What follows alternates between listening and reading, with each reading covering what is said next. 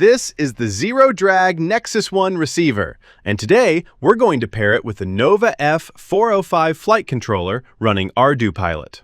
In today's video, we're going to learn about the essential transmitter settings and the correct parameters in Mission Planner so your radio link will work correctly.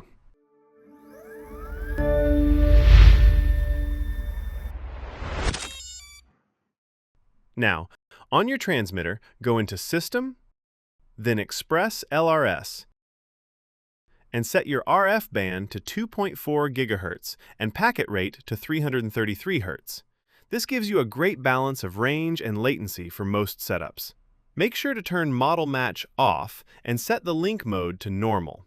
Now, let's move over to Mission Planner. Plug your flight controller into your computer using USB. In Mission Planner, select COM port as Auto and click Connect. Wait for a few seconds and your flight controller will connect.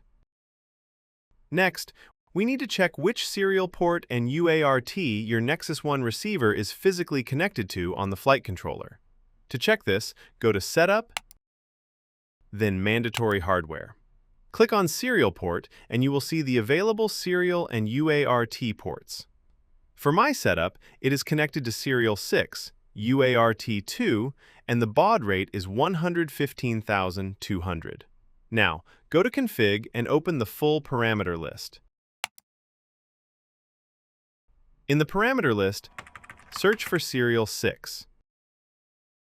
You will see multiple parameters there.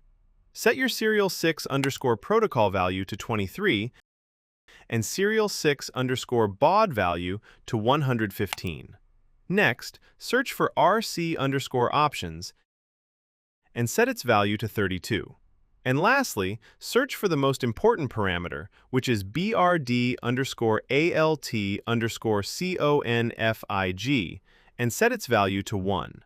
Once all four parameters are set, write the parameters and reboot your flight controller. Now, let's check if everything works. Go to Setup, then Radio Calibration. Move the sticks and switches on your transmitter and confirm that the channel values are moving correctly in Mission Planner. If you found this video helpful, don't forget to subscribe, like, and comment.